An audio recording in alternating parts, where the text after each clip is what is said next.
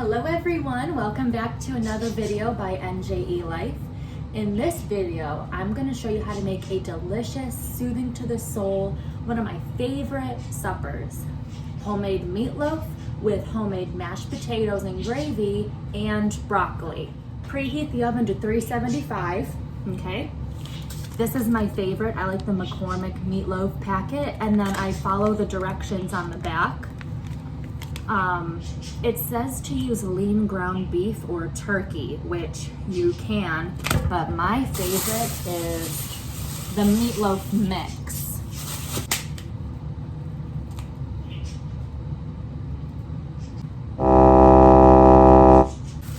Okay, I'm back from the little store around the corner and got this meat black bag to hide my meat. This is just 1 pound of ground beef I'm going to put in the bowl. My favorite's the meatloaf mix, but the corner store, like literally around the corner, didn't have any, and I didn't feel like going to the big grocery store just for some meatloaf mix, so ground beef it is. All right, let's put in 2 eggs. 1, 2. Let me give my hands a quick wash. Add half a cup of milk.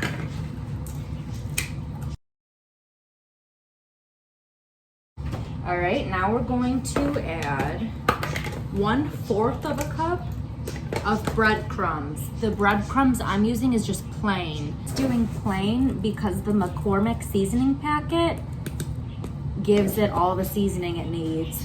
It doesn't need more. So this seasoning packet is for 2 pounds of meat. I'm using 1.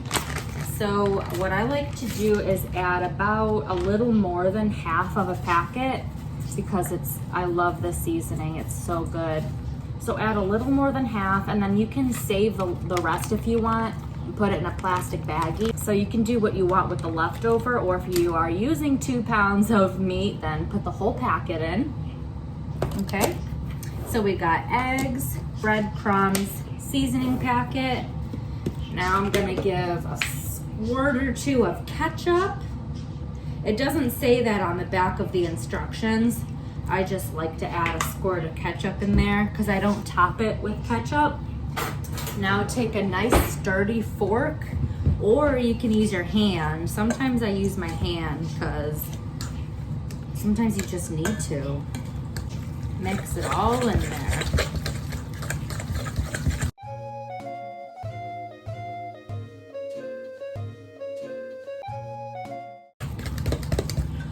So even though this is for 2 pounds of meat, I only used 1 pound of meat, but used the same ingredients on the back that's for 2 pounds because for some reason, I don't know, like the breadcrumbs and the milk just weighs each other out, I guess, but it always works out because I never use 2 whole pounds. It's either 1 pound or a half a pound.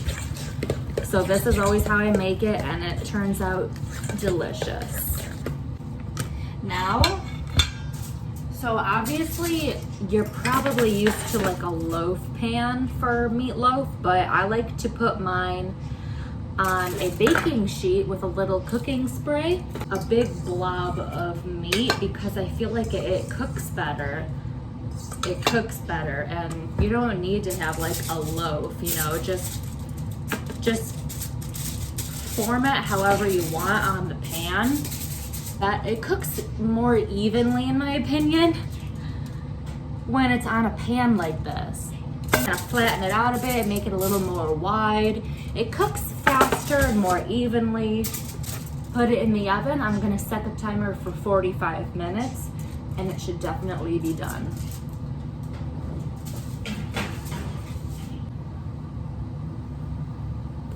Okay guys, it's just about time to... Here's Alfred. Otis just flew back to his cage. It's just about time to start the potatoes, so let's start cooking the potatoes now. Well, actually, I gotta take Alfred back to his cage first. Otis called for you, Alfred.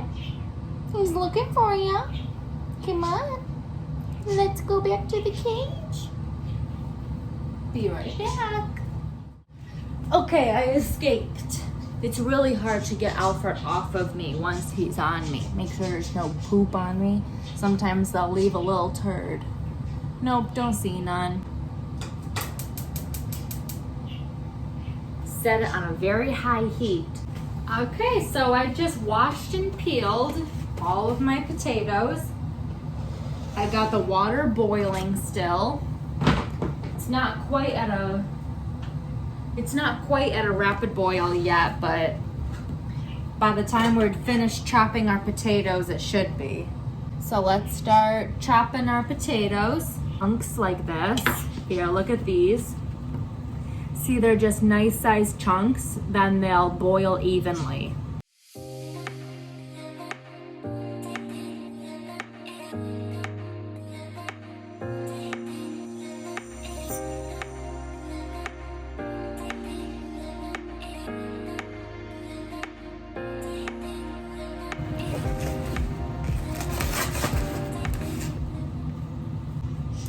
Okay, so I got this nice head of lettuce here, broccoli.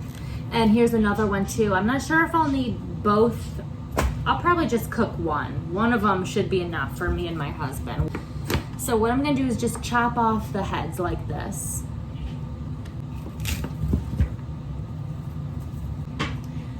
Once I have all of these chopped off, I'm going to put them into a pan like this because I like to, I guess it'd be like half steam, half boil, because I put like a couple inches of water in the bottom and then I cover it and boil it. So it like boils / steams and it makes them so soft and delicious. That's how I always make my broccoli.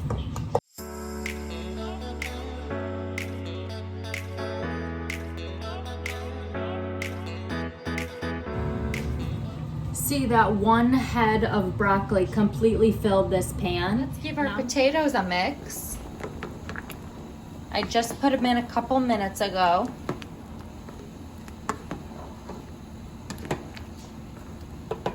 The meatloaf has 14 minutes left. So I'm wondering if I should start boiling the broccoli as well. I think I'm going to. So I'm gonna set it to high. So this is the rear. Set the burner to high. See, it's so full. I'm gonna put fill it up about halfway with water and then put a lid on it.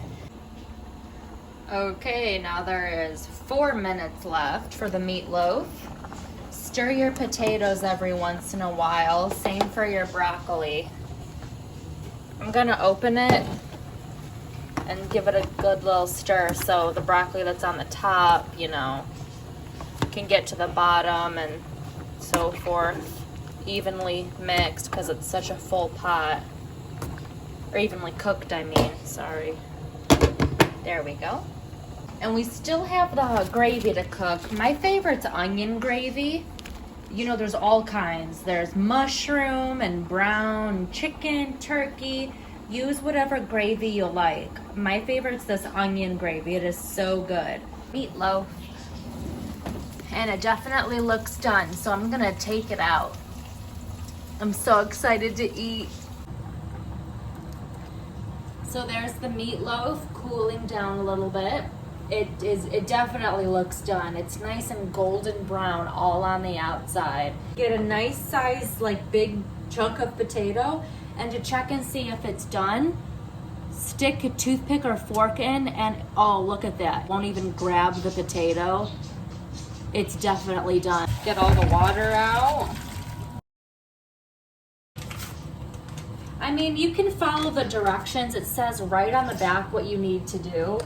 But all I do is put it in there, and put about a cup of water in there. Just eyeball about a cup of water from your faucet.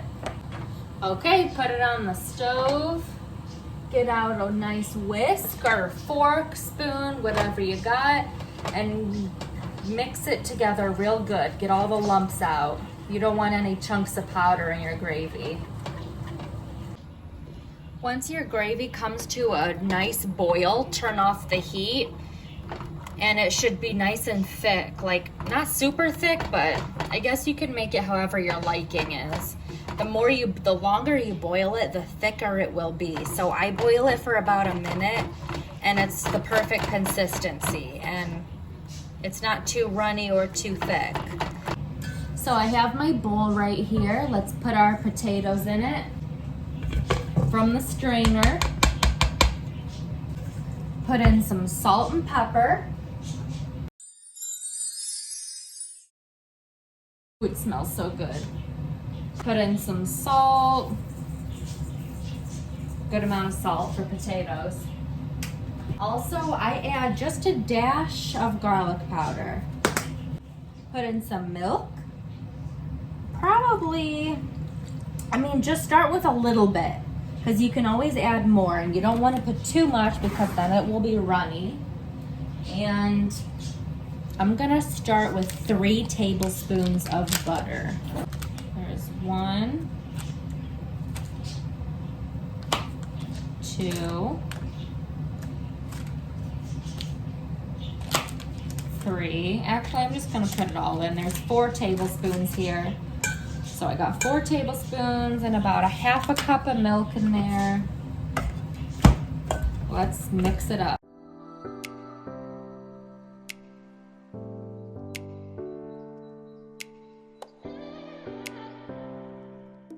Okay, the potatoes are all done and mixed real well together.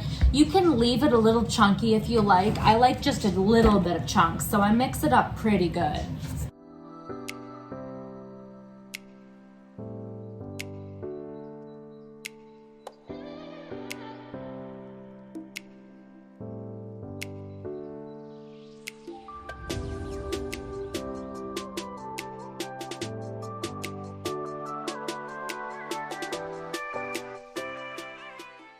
Delicious it looks, I can't wait. I'll try it. It's gonna be hot, but I'll try it. Ooh, potatoes.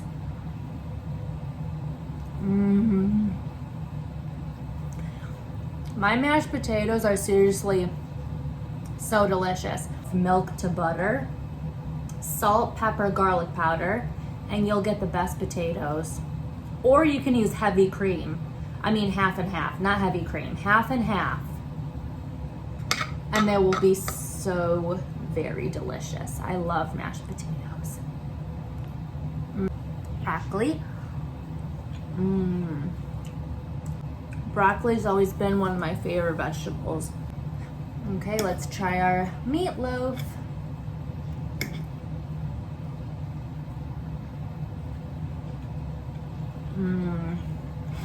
Oh yeah, yep, it's delicious, just like I thought. I make the same recipe every time, and it comes out so delicious. McCormick seasoning packet, follow the directions on the back. Regardless if you use 1 pound of meat or 2 pounds, it comes out delicious, okay? I'm gonna go enjoy this with my husband. See you next video.